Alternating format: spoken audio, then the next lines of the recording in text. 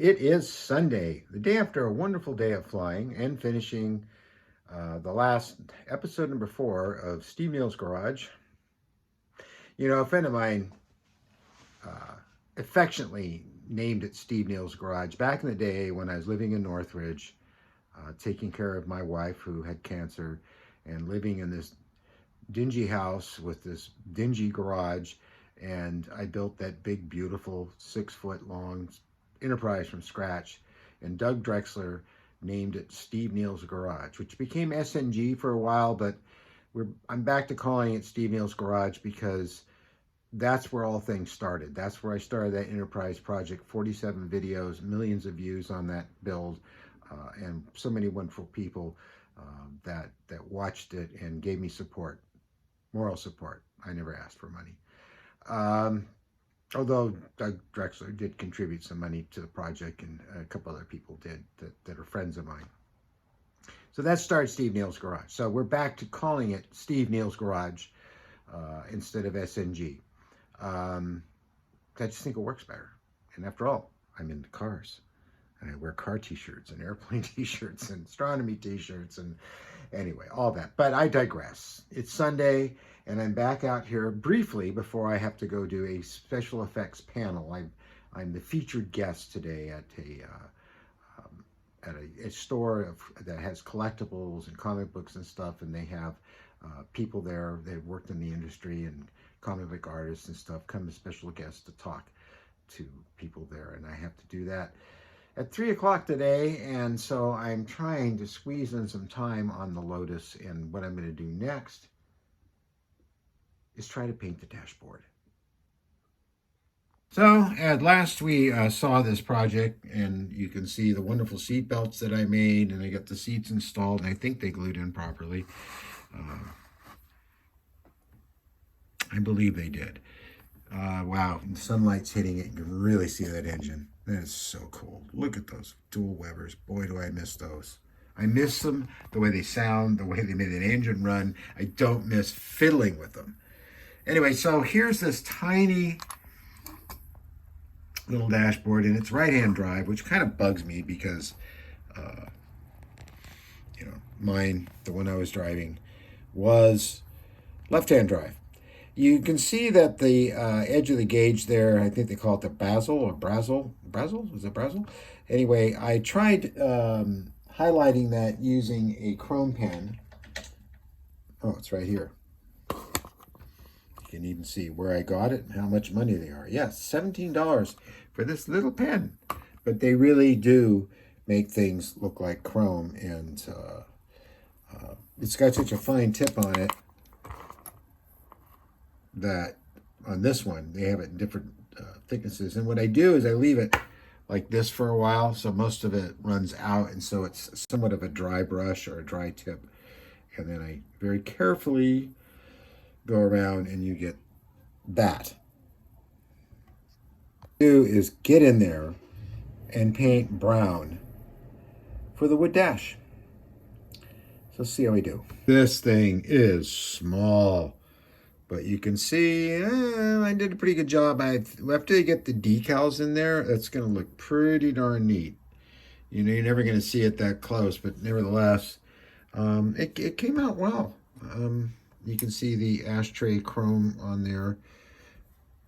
I don't want to get my hand in it, but you can just see the chrome at the top there, and most of the rims are chromed. And the radio, the pictures I looked at, the radio is also wood grain, the original radio around it. Here you can see I'm getting some of the gauges in. There's a tachometer and a speedometer, and I have those little tiny things to put in. And I mean, they are tiny, to give you a size reference, okay? So here it is Monday, and I haven't been able to get out of here at all. I've been too busy dealing with the other channel, but you can see that the interior is, for all intentional purposes, finished. If I can, yeah, that's focusing. And that dashboard looks great. It all worked out very well. So now, there's not much more to do to this. except start working on that. So this was just the first coat, and I'm amazed. I was trying to dust it on. It was going on kind of heavy because I think the bottle's old, so I kind of glazed it on real quick because I didn't want to mess. And I am absolutely in shock. No clear, no sanding. This is almost dry already. Well, dry to touch. Well, something just arrived, and probably, well, I'm not starting off the video, am I? What day is it today? But I got this box here that just showed up, so I thought I'd share that in the video. And it's a bottle kit. A big one. The kind that we fly. Yep. Mary is kind enough to get this for me, and literally 2 days ago, and it's already here. I can't believe it. But it's called a Fly Cat. It's from Hobby King. It's a beautiful jet. Now, what I really like about Hobby King, and people are at the field, sometimes they're putting them down, but, you know, it got here in 2 days. Granted, they're in Southern California, but look at the thickness of this box. This box was inside of that box, and a lot of times what they do is they put a label on this box and send it to you, which is inadequate for shipping. But they managed to get here without much damage. This is very well packed. This is the tail, because this plane has, as you can see, it has booms. Like a Sea Vixen or Vampire is what really attracted me to it, because it's just a beautiful design. So there's the wings, and these are just the tips, because the root of the wings is part of the fuselage. So this isn't the actual wingspan, but you can see they got a really nice heavy-duty spar in there, which is really nice. It looks like these are metal geared servos, really nice ball links. What's great about this plane is the price. Normally a jet this size with a 70mm fan or 80mm fan for 6S with retracts would be somewhere like $3+ to $400, depending on the brand, depending on the accessories. And they had this plane for $225 delivered. It's insane. I mean, it's just such low money for something as nice as this. I took the plastic bag off this. This is all painted. Really nice. Now this is foam. This is what's called EPO foam. For those of you that are not into this hobby, they have come so far with this foam. You can just see the cells. The paint job is really nice. This stuff is very lightweight, very, very durable. I see there's a hatch here I have to cover. Okay, we're getting down to the fuselage now. Okay, so here's the fuselage. You know, a little bit of crinkling and banging here and there, not too much. This is all vacuform, the nose. And you can see the intakes here, which are not substantial. I mean, they're not enough to get all the air necessary to that jet engine back there. It's actually a brushless motor. You can just see it back there. Hooked to a turbine type fan unit. We call it electric inducted fan. And that 12-bladed fan spins at such a high speed, it produces probably in this plane a little over 3 pounds of thrust, maybe more. And these are NASA inlets to bring more air into it. But under here, we have what's called a cheater hole. This is an access hatch to get to the motor should we need to do any servicing on it. And these are the retractable landing gear. And you can see the magnets on this, and they are what keep the hatch down. So these intakes, do they go all the way back? Yeah, they're separated and everything. That's really cool. So this is where the battery goes in here. There's the speed control back there. What do they have down here? They have Velcro to hold the battery in. Yeah, very nice. Very nice indeed. So we will, that goes like that. can pick the whole plane up. Those magnets are so strong. So there you go. Fly cat. You'll get to see this fly. You'll get to see me put a few pieces of it together. And wow, thank you, Mary. So the first thing they want me to do, I was wondering what these are. What they are tongues, as they call them. And obviously, because it came with these 4 screws, it's for screwing in the wing to the root here. I forgot to video some of this stuff, but basically what I've done here, you can see a little bit of epoxy that I managed to get on. Anyway, using 5-minute epoxy instead of CA foam safe glue. Evidently, I think the new foams can take regular CA, but I don't know for sure. So I used Z-Epoxy from Zap, which is really good stuff. So these are glued in, as you know, and this is where the screws go through here from the top in the wing, and that's how they screw on. They actually can be very easily removed. Now I'm putting the wings on, which is not too difficult. You want to make sure that this little box open area here is where the curled up extra length goes, and so you don't want these too far extended. So I pulled them back from here to here, and then I add the wing like so, which I need both hands to do.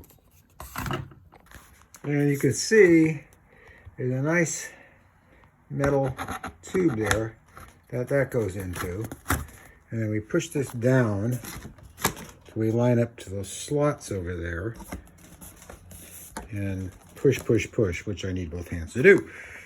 And that's the other wing. So this gets tidied up, everything gets pushed down in here, and then there's these little green strips that go over it. That was very successful. Not always do these line up. I have E-flite planes where I've gone through hell, especially with this beautiful Cherokee. So there we are. There's the whole airplane. Wow, look at that. Oh boy, is this thing light. And it's really nice. I really like it. Let's put a radio in this and get the landing gear down. So what I'm doing now, if I go around this way, I'm not blocking camera, right, Elliot? Okay, this is a receiver here. I think you can see that because it's kind of hard for me to tell from here. And there's a very specific order that these go in. I know that 5 is gear. There's this receiver, and luckily all of these are marked, which is really a good thing. Elevator, aileron, that's all I got left to go in. Then we're going to bind the radio. So here's this brick of a battery, 6S, 4,000 milliamp, exactly what they recommend. It fits very well in there, no problem. I'm going to connect this here in a second.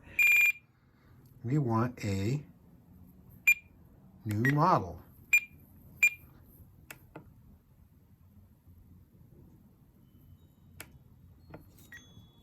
There, finally. Then we want to name the model. And then you have to go through this menu here and name it, which I'm going to do. Okay, we're all bound up, or we're paired, or whatever you want to call it. I'm going to turn this upside down. Hopefully the battery won't fall out, because I don't have it in quite yet. Now, I think you can see, we can. So we have gear. They're all working very well. And we got no up and no down. We got right and left. We have nose wheel. We have the jet engine. We don't have our elevator, so I got to look into why that is. There's always something. So The plug came disconnected. That's all it was. In fact, it worries me a bit because it was very easily done. And as you can see, what I have here is crazy as far as up and down is concerned. And they are reversed. And that's, let's see, this side is not reversed. So that is a right turn. That's a left turn. But that is not up and down. So all I'm going to do is go into here and hit that button there. Go to servo setup. And now we're going to sub trim reverse, and then we'll just go to elevator and reverse that, and now up and down. And I'm assuming my nose wheels reverse too. So we just go over rudder because that's what it's on. Now I don't know if that means that they're also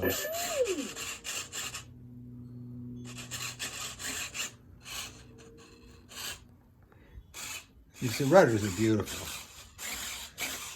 So that's right, and that's right, that's left, and that's left. Beautiful. Okay, so this is all set up, and all I have to do is program the whole airplane so that I have dual rates, so that the radio talks to me and tells me everything that's going on, and we'll do that tomorrow. Well, back at the Lotus, this is my third pass after wet sanding it. I mean, this thing is gorgeous. I mean, look at that. That's incredible. And that's without polishing or sanding or anything. So I did wet sand the first coat, and then there's the trunk there, but there's a white line showing on there. So I have to wait for this to dry and then do a fourth pass. You know how it is. There's so much paint on here, you can't even see the door seams. But when this stuff levels out, dries all the way, hoping I get the door seams back again. Oh, they're there. I see them. It's just, oh yeah, there they are. Okay, it's not the best lighting in here, but that really came out very well. Well, looky here. Mary got me a tripod with a remote to use when I'm doing this stuff. Yeah, ain't that something? Anyway, I'm looking at the instructions here for the Lotus 25. I get them mixed up sometimes. That's a Lotus 40, I believe. That's a Lotus 25. The first thing they want me to do is, I'm just kind of looking here, they want me to get B22. And I'm assuming this is B22 clippers I got. I can't tell if you're really seeing what I'm doing or not because this thing sort of blocks the tripod, blocks the screen. So, I mean, you guys all know how to do this, right? And it's really important to have a good pair of these because they'll slice it. If they're a good pair, they'll slice it so close that you don't have to sand off a little burr. See? There's hardly anything. Tiny bit right there. All right, so that's that part. Then they want this one. Yes, and I've moved the camera so much down the end of this tripod, I can actually see the screen as I do this, which is very helpful. And hopefully, and that's that one. The two side panels for this body, which are attached to the bottom in real life. One thing I love about Tamiya, Mr. Tamiya tries to make his models as closely assembled to the real thing. In other words, the assembly, it went on the floor. The assembly is very close to how the actual car was assembled, which I really appreciate. These parts are supposed to attach to this, but before I do anything, I have to paint these parts. So I have to prep them, and because everything gets painted first. So, as I was saying, all these parts have to be painted first. The side body panels, which go on here, like so. This has to be done because it's part of the suspension, like so. So this all has to be painted with all clads, I'm assuming aluminum. But this one's, yeah, they're both gloss aluminum. And so I have, for that, I have, is this it here? I bet it is. Polished aluminum. And of course, we're going to use the all-clads. This is all finished. Computer program, radio all set up, ready to go, dual rates, it talks, it walks, it retracts its landing gear, and we're going to fly it next Sunday. Okay, I believe we're recording. So I got the airbrush in hand over here, and I've got my all-clads silver, well, polished aluminum, and we got the nice gloss black on this. This part doesn't need it because it's going to be, this part goes on top of that. We'll never see it. And plus, these sides here are painted. I see I smushed them up there. Painted flat white. They will sit for a few days, and then I'll put the British green on it. So without further ado, I've got everything mixed up here and ready to go. I'm going to turn on the airbrush. And can you see in there? I hope you can. I will start here and just dust a little bit of this on, just to get it started.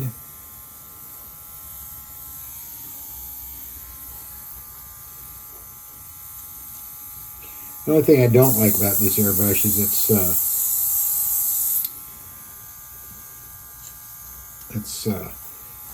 constantly outputting air, and for the longest time I thought I was wasting paint, but you're not. It's just that's $10, that little bottle of paint. So let's get the rest of it on there.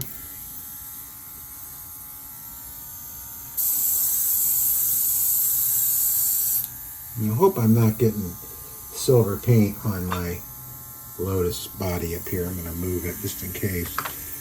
I don't think I am, though.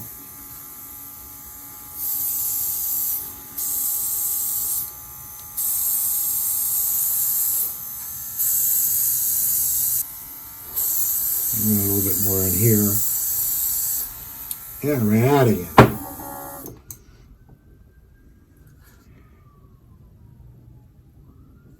That looks beautiful. Absolutely beautiful. I could use a little bit more right on that one spot over there. Let me remove that.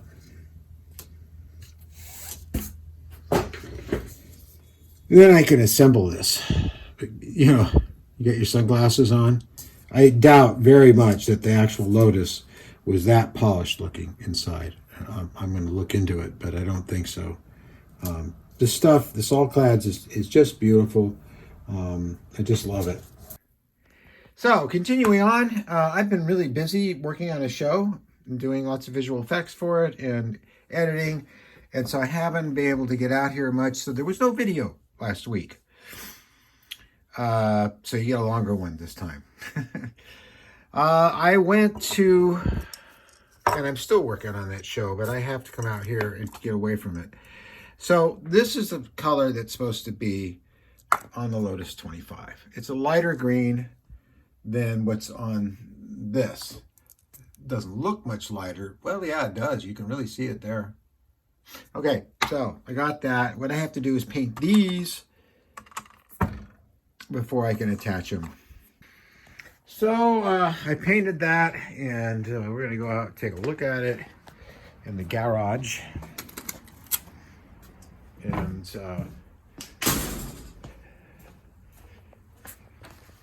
as always, Tamiya Paint just does such a great job. I really don't think I need to do much more to it than just, you know, let it dry. It'll be that shiny, and put clear over it. I really don't think I need to wet sand it. And that wet sanding can't happen for, even if I was going to do it, for probably 3-4 days.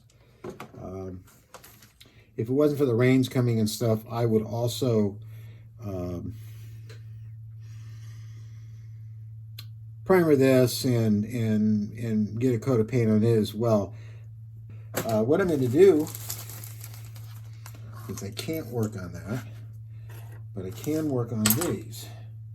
Well, I'm going to primer these first, and then I'm going to paint them yellow.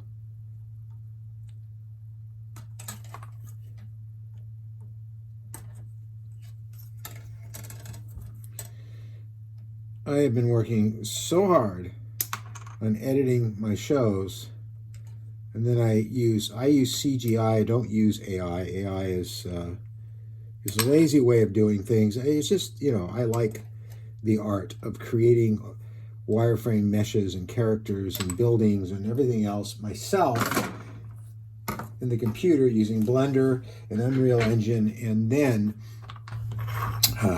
doing the animation myself or do some motion capture. I have that ability, but all that takes a lot of time, and people constantly ask me, why don't you use AI? You know, you don't have to go through all that. Yeah, right. You know, I know how to do that stuff, and I've been taught it, and I've been doing it for film and television for years, and I've been doing, you know, work for History Channel, all kinds of stuff, and I love the work. I love the hands-on work. I mean, I could just get a computer to build this for me. Eventually, a robot could just build this for you. Oh, build that kit for me. What would be the fun in that? None. So what I'm going to do is I'm going to primer these, and then I'm going to paint chrome yellow on them, which is about the right color. I think it's supposed to be a different. It's so close. And then I'm going to use one of these to get the edge. Chrome pens, they're wonderful. If you don't know about chrome pens, I know what you're thinking if you don't know about this stuff, that chrome pens, it sounds like, we always try to get chrome back in the old days. We tried everything. It never really worked. Those things really look like chrome. All right, I plan to fly this glider this Sunday. And it's been a while since I've flown it, so I need to go over it. I'm pretty sure I remember what battery I used on it. I bought this years ago. I've literally had this for years. And so much flying on it, which is why it looks a little on the ratty side, because it has really been through the wars. No crashes. And yeah. So, wow. This has got a really fancy receiver in it, and what a Vario. And a Vario is what we use to detect servos. This also has a satellite on it. Yeah, how about that? Look at that. And that satellite should actually be anywhere, any place but where it is, but that's okay. It has a very large wingspan, as you can tell. I mean, it's big. It's 109 inches or something like that. But we need to put a battery in this. Now, hopefully everything's set right on this. I don't know that it is. I have the prop off. I'm going to plug in this battery. Now, this is only a 1300 3S, but it flies it well. Anything bigger than that, you can't get the CG right. And you can't have the pilot in it, which I like having. Well, everything seems to be working correctly. And we're going to start here.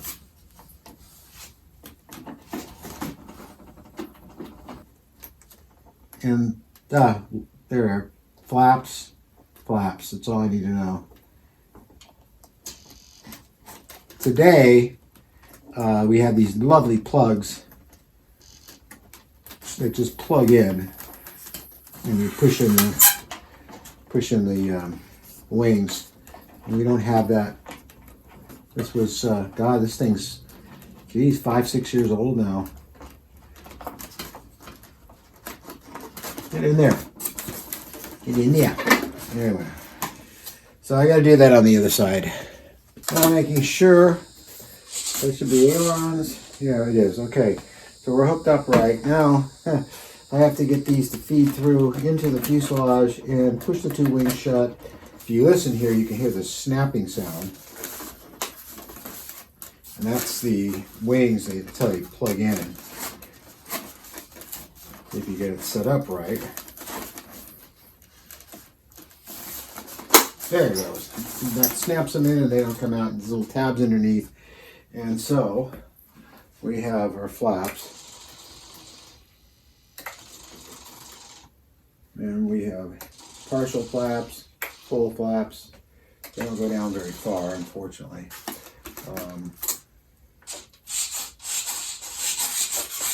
Everything's working very well. I don't think I've set up dual rates or anything, but I don't think I really need them. And we know the throttle works. So this is all working very well.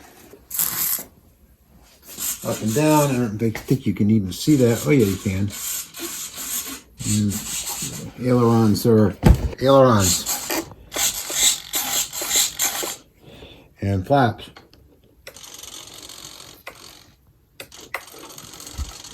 Okay, that's all working well. I'm going to hit the throttle here.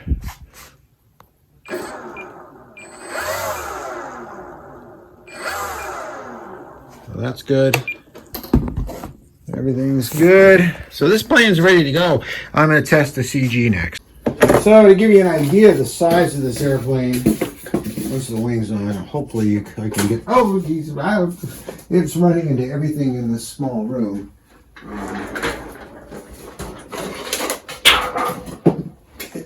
Anyway, that gives you an idea. I'm going to damage things if I'm not careful. So yeah, it's big on wingspan. It's also got this lovely little tire down here to land on the runway, so you don't have to scare people by landing on the lawn behind them. I'm going to put this back in its little stand. Oh, there she is, taking up most of my office back here. But she's all set to go. I set up the Vario so I can tell when I'm hitting a thermal and all that stuff. It'll tell me on the radio. All the voice commands are set. So I'm looking forward to flying this Sunday, weather permitting. Oh, while I wait for dinner, I thought these are dry enough that I could stick those down in there. Just, they're fitted. They're not glued in because I don't want to mess with this till it dries for a couple of days to paint. I am going to glue these two parts together here because that, and these are test fitted as well. And these are the pedals, which I'm kind of surprised they're bright chrome. I'm going to have to look. I think they're more of a polished aluminum look, but I will look. And this part here has to be painted the same color as that, although I don't see it's really important because only a tiny little bit of it shows, but I'm going to definitely put the same color on that. So I'm going to take the plastic glue, liquid glue, Plastruck. So, and glue, looking to see that I can actually,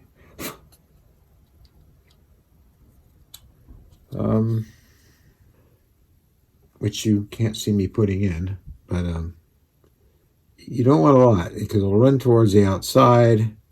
I mean, you guys know this, right? But just in case you're a new person and you, last time you ever built a model, you use that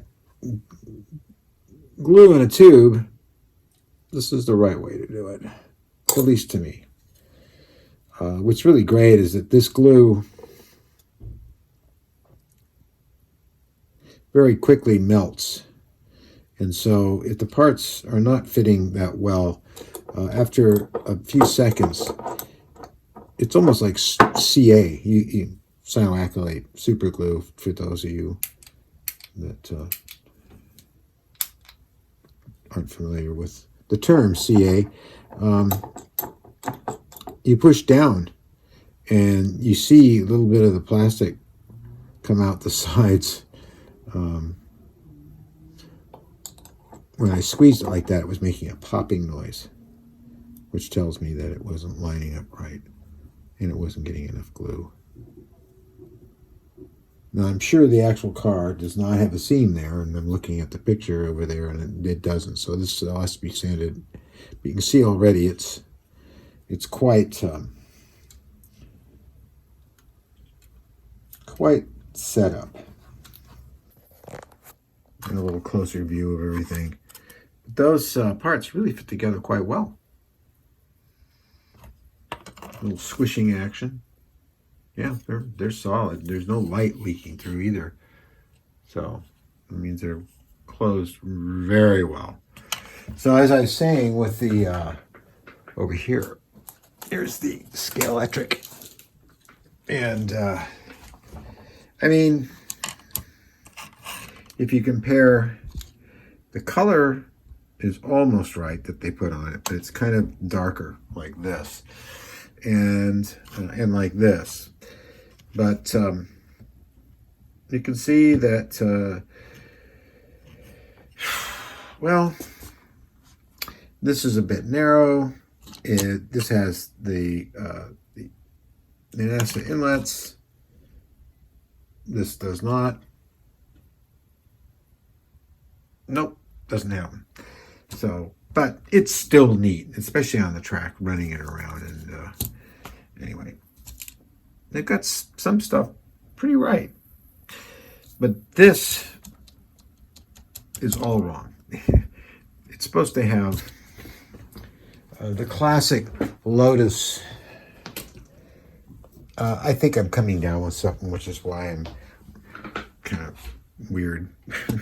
I'm always weird. You see that little opening there? Right there?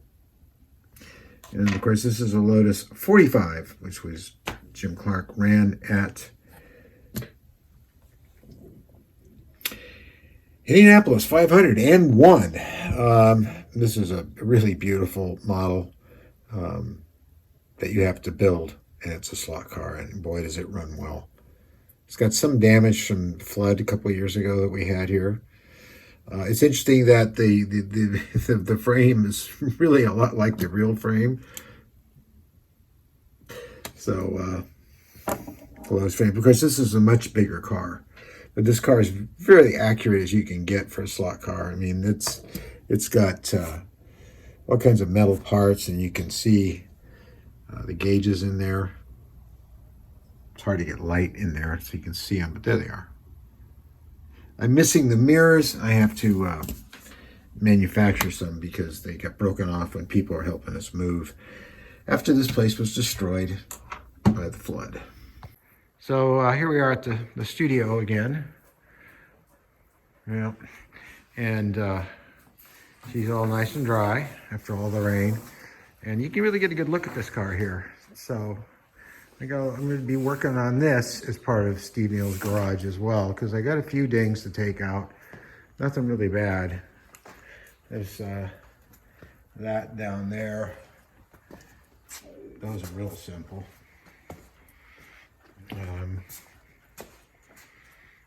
This side's really clean. There's a couple of little small ones there I can tap out. There's this one here from the door, obviously being open too far, that I can fix quite easily. And these are, and I got a new hood that has no dents on it whatsoever over there that I'm going to primer. I mean, this is just a big model, right, Perry? So I'm going to treat it like a big model. I'm going to do my own body work. It's cheaper. It's a rough night last night when when your home has been in a flood and you lost everything and had to have your house rebuilt and replace all your computers and your tools and your radio control units and batteries and everything. You don't sleep well when there's a heavy thunderstorm and a deluge of rain coming down. But I guess they managed to get things sorted out, the county, and they don't have homeless people living downrange in the channel out here, which is a very big channel, all concrete, big enough to, it's like a small river. But it clogged up that night because they weren't paying attention. They called it an act of God. I called it an act of stupidity and not caring, but nevertheless. I've been painting little parts here, a little punchy, and I glued this on. And so I think now I can put these on permanently. That kind of pops down there. It's really nice the way it just sort of snaps in there. Hopefully I don't have to repaint this because it's now going to be attached to the frame. So I'm just looking, I got to be careful when I'm gluing this down that I don't mess up the paint. I really don't have to tack it down too many places. And down. Down, boy, down. So, and a little bit more I can get down right here. And that's glued on. I have to do it to the other side. And you see how quickly that holds. It's remarkable. Now I can hear it.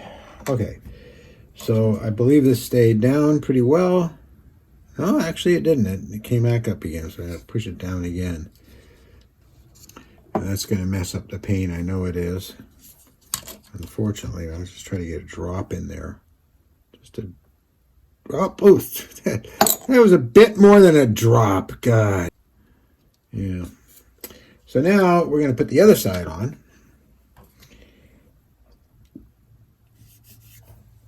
See, already I don't know where that came from.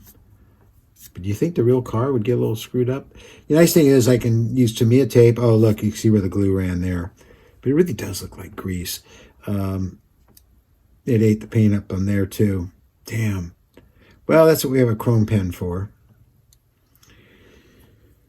The bulk of it's painted racing green, so I just really hate doing this, God. And I don't think I have a lot of glue on it this time. Yeah, I do. And I thought I got most of it off. But I am good with a chrome pen and touch-up paint and Tamiya tape. So, more. Try to get some more light on the subject.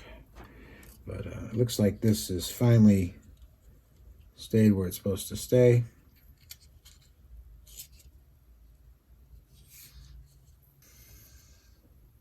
I had a hard time believing these parts are really chrome, but they are. I was looking at the actual car, and it's definitely chrome. A shiny chrome at that. And so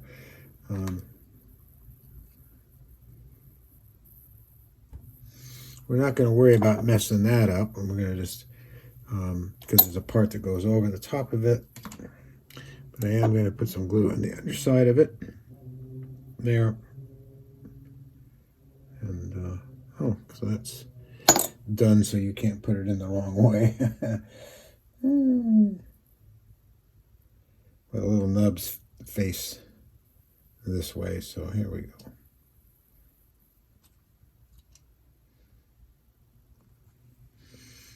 Okay, so that looks right.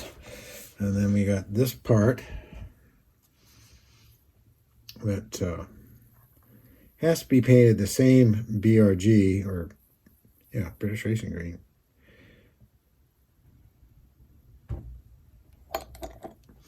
Okay, so that's on. And then they got this little part here, which I'm not sure what that is, but I have a feeling it's has something to do with the hydraulics. And that fits over these two parts there, down in here. All right. There it goes. All right. So that's all of that. And what I have to do next is assemble the disc brakes and take a look at what that needs to be painted and all that. So as it turns out, yes, that's how it fits. It fits just like that. There's little pins, and boy, it's a really good fit. It's very impressive.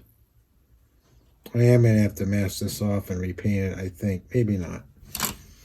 But that's really an impressive fit. And I don't know if you can see back in there. Probably not, but there's the foot pedals. I mean, you lay down in this car. So, very cool. These have to be I'm going to attempt that now, and I hope I don't mess this up. I'm going to use my chrome pen. As I recall, the very outer edge of these are supposed to be silver. Chrome, I mean.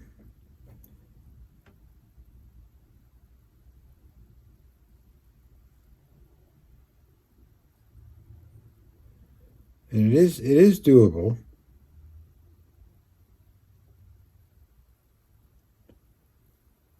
Thursday, I finally get out here. It's been hard. This show I'm editing right now is just terrible. Plus, I ran out of space on this. You can see there's the chrome pen, and I think it did a really good job on getting those to have the silver rim that those Lotus wheels have. And if you look closely, you can see that I got the bolts too. And over here, I'm working on the disc brakes, and I use some of the same stuff on it, so they really have a shine to them. Not even, but it's pretty good. So I'm going to. Well, we've got the hubs here. That the I forget what these are called, but this is of course where the wheels are attached to, and then this goes across between the two of them. And so I'm working on that. I'm a little out of it. Bear with me. I'm going to attempt to assemble this stuff. Looking at the instructions. I've got this little bit to do right here.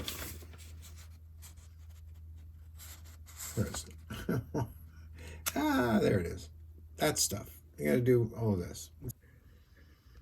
And I have to make sure that I put the right disc brake on the right side. It would have been too easy to mark these, but I can look at the wheel and see what goes where, so I think it'll be okay. Now, I don't glue the bearing inside, but I glue on the outside. Some glue around the outside edge of this only. We don't want it on the inside. Good luck with that. What I usually do is I just do a couple of dots. And then we're going to stick that on there like so. I don't even know if I'm in frame. Am I? I am. It's a miracle. And they only can go on one way. They kind of lock in. So that's that. Hopefully that'll stay on there. Then we're going to do the same thing with this one. There we go. Disc brakes, they're on. It worked very well. It did on the Lotus, the Lotus Europa, which we will be getting back to. Not easy when you're at the end of the day and you're tired as hell. You don't want to see this. Okay, here we go.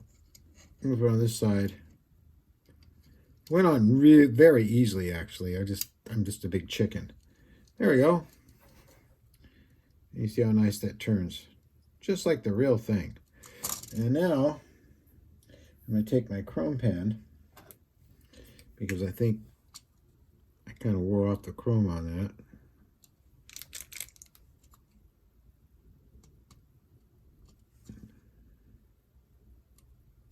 There we go.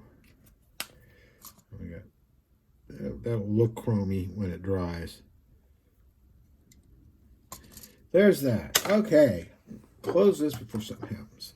So that worked out very well. And now they want me to put on this piece here, and I believe this is supposed to be painted the same color as the car. Let's see, it says TS43. So I have these little buggers here to paint. This has to be the same color. This has to be the stick shift. This to be silver down here, and this also has to be like a chrome aluminum. So I'm going to do that, and I can stick those parts on tomorrow. Also, this, the dashboard, that has to be painted red, I believe. I think a really fun thing to do would be to, I'm not sure, would be to put the tires on. And it's not called for right now, but there's no reason I can't put them on, so I think I will. That little thing sticks out the other way, so this obviously goes this way. I'm going to put this on because I can.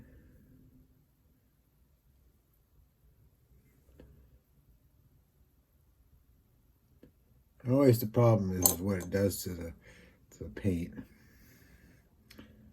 But I use the tweezers.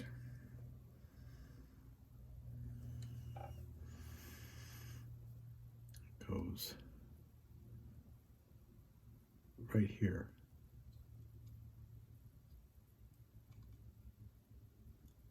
I just don't want to make a mess of that. I can avoid it. I believe it's going the right direction. Whoa. Yeah, there's a little pointy thing on it there that goes there. So while that dries, and then here's the stick shift, which gets painted a brown kind of color on top. The rest of it stays aluminum. I'm going to let that part sit in there for a little bit longer before I mess around with it. I'm going to get the tires out.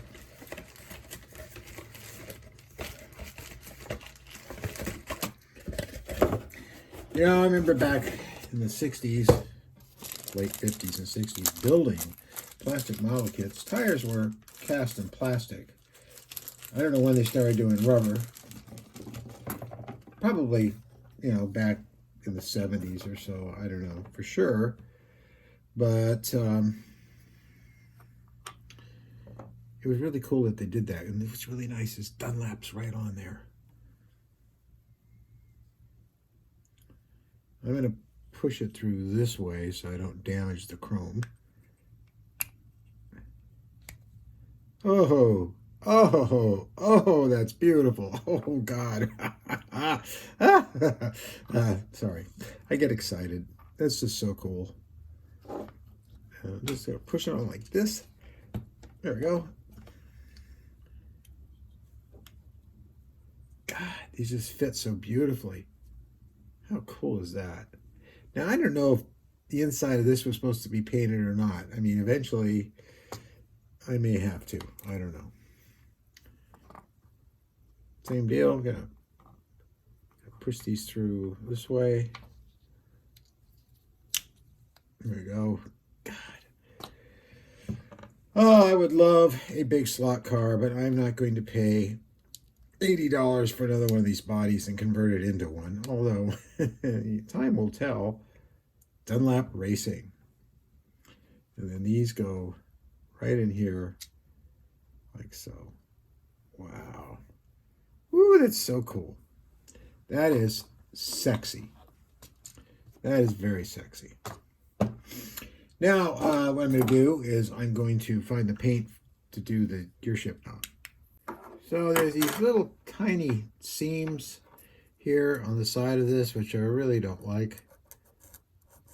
I'm so worried about this sailing out of this these tweezers. I wanted to get rid of that.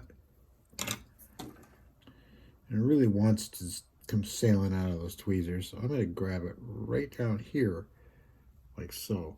And then we don't have a brun, but I do have a desert yellow, which is really close to the wood. It's a wood gear knob, which I think is so cool. They probably wouldn't do that today, but they did it back then. Lotus was Lotus. I don't know what it is today. I haven't been in a Lotus in a long time, so.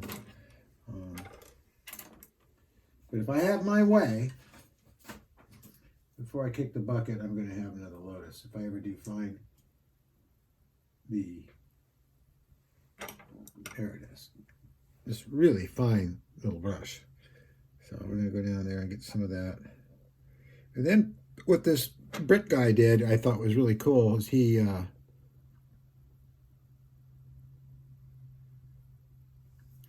put transparent, what was it, orange or yellow, which I have, over this wood after it dried, which gave it that varnish gloss that even my Fiat has a steering wheel that has that look. It's wood, plus a wood dash. So that's pretty good. That looks good. We let that dry. And then I have the clear orange right here. So we'll put that over afterwards, and that be curious to see how that looks. So I've used this 1500 grit and 400 grit and sanded this down pretty well. And you see there's where the join was, and I didn't need any putty because of the way I switched it together with the with that stuff. So I'm going to put some primer on this. So as you can see there, what a clean blend that is. I'm really pleased with that. That's beautiful, those two parts. You saw them go on, and they're just fantastic. I think it came out just as well on the other side. Turn this around. Here I am out by my 3D printers. Yeah, it's really clean. Very nice. Now this is white primer. It looks glossy right now. It will dry all nice and flat, and I have to let it sit till tomorrow, and then I'll get the bottom, and then I'm going to paint the whole thing racing green. So I tried the clear orange over the brown, the wood, and that really looks like a wooden shift knob. It's really cool. Little tips that you pick up on the internet, and when that dries tomorrow, that'll get installed there, and this little notch here. Yes, that's where that goes. You can see the foot pedals up there. Amazing. And I guess I should get the seat out tomorrow and paint that red. But that's as far as I'm getting today. I only got to put an hour in, but I got a bunch of parts painted and stuff primered and sanded. And so years ago when we built these models, remember when we were kids? A long time ago, huh?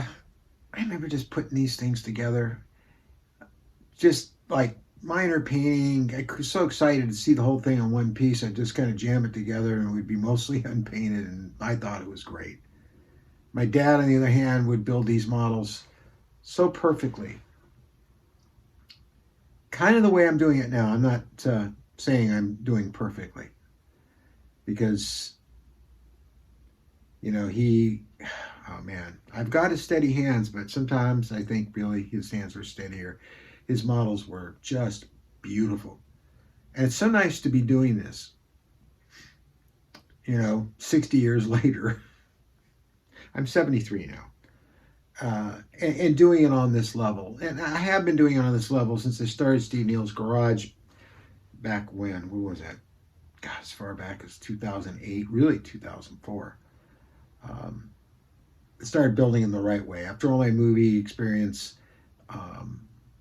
and working in the business and having to do stuff the right way, going back to these plastic kits and doing them the right way, really cool. I'm loving it. That's it for today, and we're back tomorrow, which will be Thursday, shopping day. Oh boy, we're back. It's Friday, and I've just wet this decal. And the amazing thing about these, unfortunately, this darn phone, I don't think will focus that close. Kind of. These I've looked at these under magnifying glass, and the resolution is so good that they're so well resolved you can actually read them, even the small ones. So, which I'm putting on first onto there. Well, so far, so good. Although you can see that this one to the far left broke up. They are breaking up. These are old decals, so I'm going to have to put some decal fixative on these before I use them, or they will break up. And I'm not sure I can get aftermarket ones or not. I don't think I can. But it's not too bad. Whew!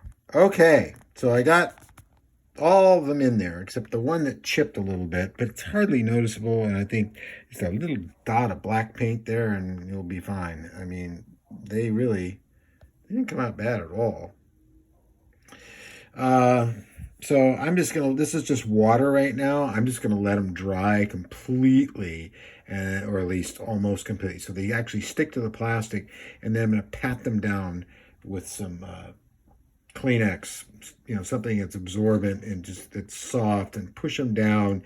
And then after they dry, I'll put a little bit of, I'm not going to use Solvaset based on how these broke up, but I will, I'm going to test one of the numbers. I got to figure out what number is what was used, and then I can test one of them and see if it slides off and doesn't break up, because maybe I just damaged it using the end of this, which is possible, because the rest of them seem to be okay.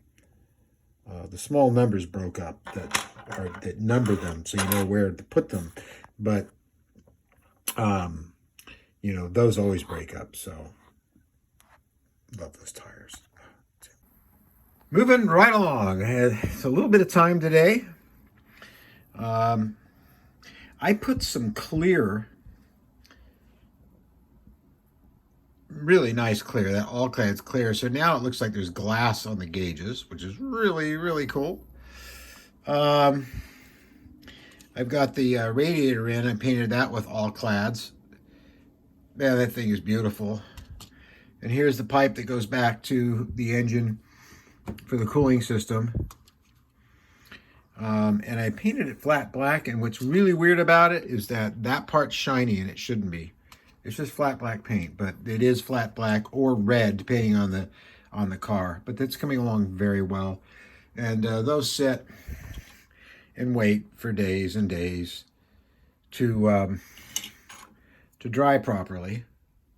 They're really nice, though. So that's about all I got done today. It's Saturday. Tomorrow I'm going to go flying. We're going to test fly that. And I'm sure I'll fly fine. And that's really it. And I'm looking at other airplane kits to build up the road. And yeah, that's it for today. I'm going to do a little more to this, but not much. Which is, what's a drag is that when you paint, when you use the liquid glue, it has an effect on that paint, and it really doesn't, well, you can see down there. I'm not sure how to deal with that. Although I'm sure the car had lots of little blurbs and splobs inside of it like that. It just makes it look more realistic. Back at the basin, it's Sunday. And of course, I'm going to be flying. Of course, I'm going to be flying that glider.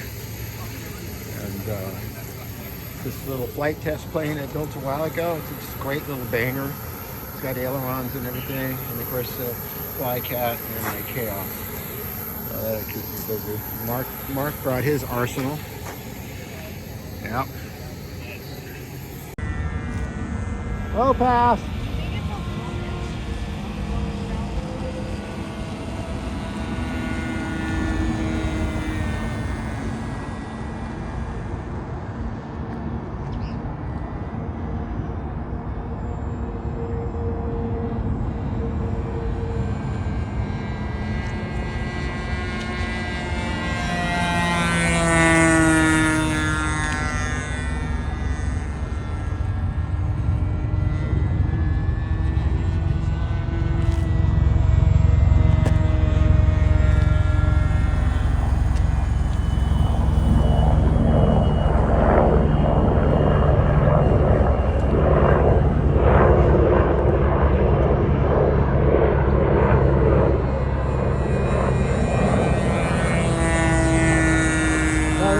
flying over 400 feet.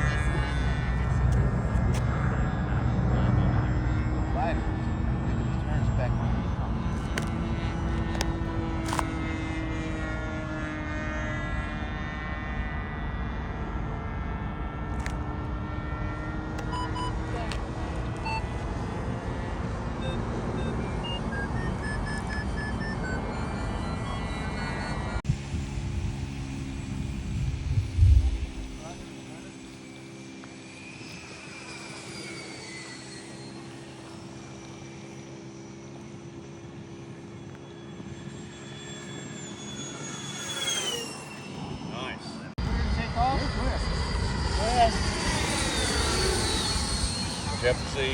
Okay.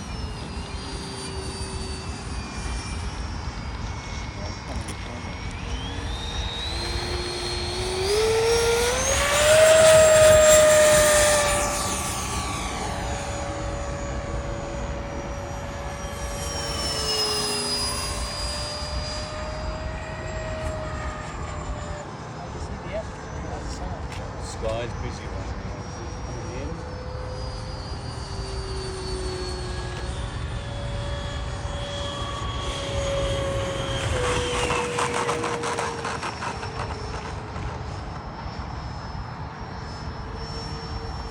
Sing back.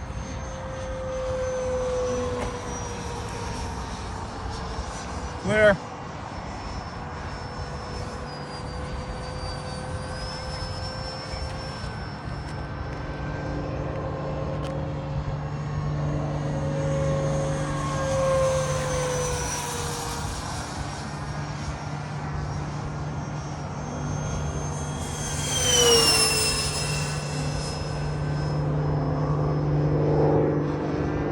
What's she saying?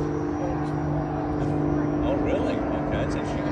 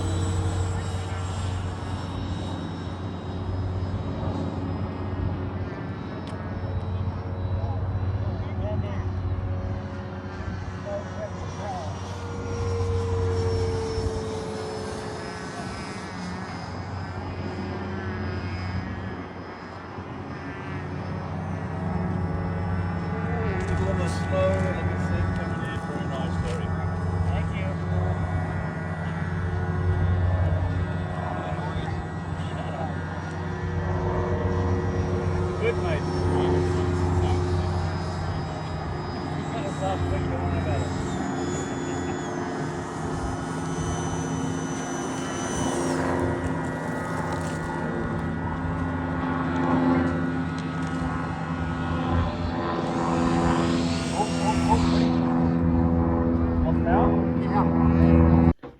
Well, it was a great day of flying yesterday. It is now Monday. I am so behind on doing Steve Neill's Garage because of the other channel. And this is a really long video. I want to do a little conclusion here, which is why I'm in the back shop here before I go to the studio. This plane flew very well. However, I had a little problem coming in for a landing, and this plane really needs a lot more elevator than I realized. I knew I had a problem when I was flying it in the turns. It would drop its nose. I know some of you are going to think that means it was nose heavy. It's not. The battery can only go back so far, and it was back further than somewhat, like by 1/4 of an inch, than what all the videos I saw of it flying had it set at. And then I checked the CG before I ever left the house yesterday to make sure it was in the right position. It absolutely was in the right position. You can tell how easily it took off. And as long as they had plenty of speed, the elevator was effective at low rates. And I had it on low rates and forgot to switch it to full rates. And I was so concerned about what was happening to the plane, I didn't even want to look down for a split second or feel around for the switch to give myself more elevator by the time I realized coming in for final approach that I didn't have enough. So I tried to throttle up, but it was too late. And of course, you saw the plane ditch. So as you can see, the plane turned out rather well. The picture I'm showing you right now shows it as it sat after the controlled crash or controlled emergency landing, bellied it into the field. I did put the landing gear up the last minute, which was a very smart move because no damage was done to them. And I was able to just glue the fuselage back on and square everything off, and everything works fine. Now I'm going to correct some of the little damage that was put in it by hitting either a rock or hitting a big branch or something sticking out of the ground. I had that in a couple of spots. I think, no, there's nothing over there, but there's another spot where it did it. But overall, I mean, it's fine. So that was a good thing. Again, just not enough elevator. I'm going to show you, here's the switches. And you can feel around, and pretty much I know where they always are. This is elevator, and this is low rates. Mid rates. That's mid, okay. Low rates. Low rates are there. Mid rates. And high rates. And let me show you the difference between high rate and low rate on the elevator. This is full rates. Yeah, that's a lot. Now here's low rates. Low rates. So when I switch, while it's all the way full up, I'm going to switch to full. That's a lot of elevator. In fact, I think I'm at their settings. So next time I fly it, battery's going to be back here, which is as far as it can go. There's a wall right there. You can just see a little lip. It can't go past that edge there. And I was right to here, which is the exact CG. So I know the CG was correct. The plane's built correctly. It simply didn't have enough elevator, and I made the error of not switching over to full rates the minute I got it in the air. I could feel it was sluggish on the elevator, but I was trying to stay focused on the plane. So lesson learned, lucky to have the plane back in one piece. Yes, it was because of skill somewhat, but also is also for doing stupid things like flipping a simple little switch. Low rates. High rates. If I had just done that, none of that would have happened. Well, that's going to do it for this week. It's Monday. I'm going to start a new one later today if I get a chance to get back to the Lotus, which is coming along very well, as you can see in this video. Sorry it's so long. It's 2 weeks worth of video this time. They will be shorter in the future as hopefully I will not have things in the way as I did last week. Anyway, thanks for watching, and don't forget to hit the like button, and don't forget to subscribe to the channel because I'm trying to get this channel moving again. My other channel's got 14,000, almost 15,000 subscribers and millions of views, but it's on a totally different topic. So this is one of my favorite topics. So please help me with that. And all you got to do is hit the subscribe button and the like, and that YouTube will do the rest.